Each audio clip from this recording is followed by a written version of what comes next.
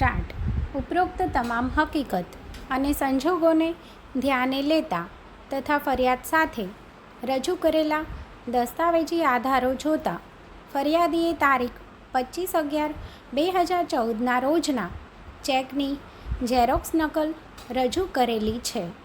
જે ચેક ફરિયાદીએ બેંકમાં જમા કરાવતા તે ચેક તારીખ 13/12/2014ના રોજ ફંડ ઇનસફિશિયન્ટના શેરા સાથે રિટર્ન મેમા સાથે પરત ફરેલો છે.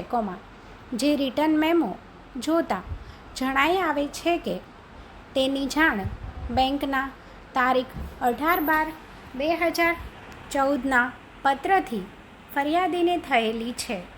તે બાદ તારીખ 5/10/2015ના રોજ ફરિયાદીએ આરોપીને વકીલશ્રી મારફતે નોટિસ આપેલી છે. જે નોટિસ જોતા જણાઈ આવે છે. આમ ચેક રિટર્ન પરત ફર્યાના 30 દિવસની અંદર ફરિયાદીએ આરોપીને વકીલશ્રી મારફત નોટિસ પાઠવેલી છે અને તે નોટિસ આરોપીને તારીખ 7/1/2015ના રોજ બજેલી છે તેવું એકનોલેજમેન્ટની નકલ જોતા જણાઈ આવે છે.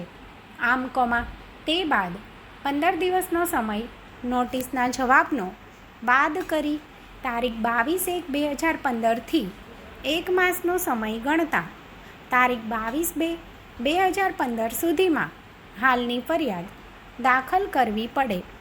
પરંતુ હાલની ફરિયાદીએ તારીખ 7/3/2015ના રોજ દાખલ કરેલી છે.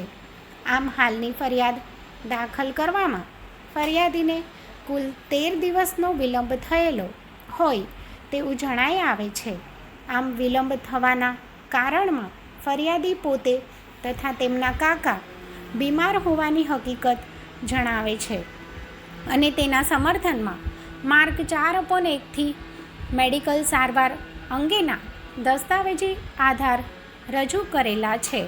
તે જોતા ફરિયાદી તથા તેમના કાકા બીમાર હોવાની હકીકતને સમર્થન મળે છે. આમ ફરિયાદીનું બીમારીનું કારણ અને ફરિયાદ દાખલ કરવામાં થયેલા વિલંબનો સમય ધ્યાને લેતા તે વિલંબનું કારણ યોગ્ય અને સંતોષકારક જણાઈ આવે છે.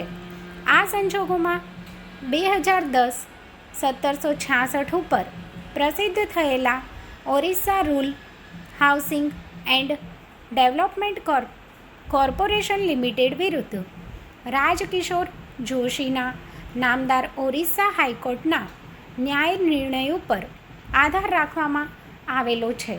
જે માનસર વંચાણી લેતા તેમાં નામદાર ઓરિસ્સા હાઈકોર્ટ દ્વારા પ્રસ્થાપિત કરેલું છે કે જો સંતોષકારક કારણ હોય તો ડિલે માફ કરી શકાય. આમ હાલના કામે ફરિયાદ પક્ષ તરફે વિલંબ માટે જે કારણ જણાવેલું છે તે હાલના તબક્કે સંતોષકારક અને વાજબી કારણ જણાય છે.